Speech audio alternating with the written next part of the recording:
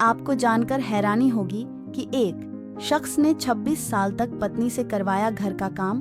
Court का आदेश देना होगा 69 लाख का मुआवजा। स्पेन में एक बड़ा ही अजीबोगरीब मामला सामने आया है। यहाँ एक महिला ने अपने पति से घर के उन कामों के लिए मुआवजे की मांग की थी जो उसने एक हाउसवाइफ के रूप में 26 साल किए थे। इस मामले में कोर्ट ने महिला के पति को उसे करीब 79,48,000 रुपए का मुआवजा देने का आदेश दिया है। एक हाउसवाइफ यानी गृहिणी के काम को हमेशा से ही कमतर आंका जाता रहा है।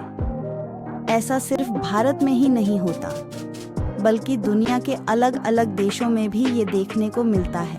मर्द सोचते हैं कि वो ऑफिस में काम करते हैं जिससे सैलरी आती है और उससे घर का खर्चा चलता है, लेकिन ये नहीं सोचते कि पत्नी भी तो दिन भर घर का काम करती रहती है।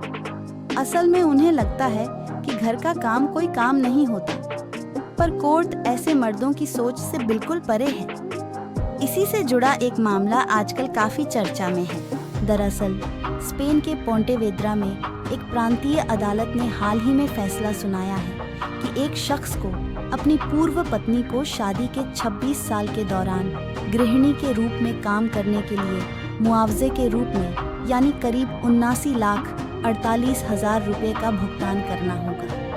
हालांकि इस जोड़े के नामों का खुलासा नहीं किया गया है। साल 1996 में इस जोड़े की शादी हुई थी और 2022 में अलग होने तक पत्नी ने कई सालों में सिर्फ 205 दिनों के लिए ही घर से बाहर काम किया और बाकी टाइम अपनी इकलौती बेटी की परवरिश करने और घर को व्यवस्थित रखने के लिए खुद को समर्पित कर दिया।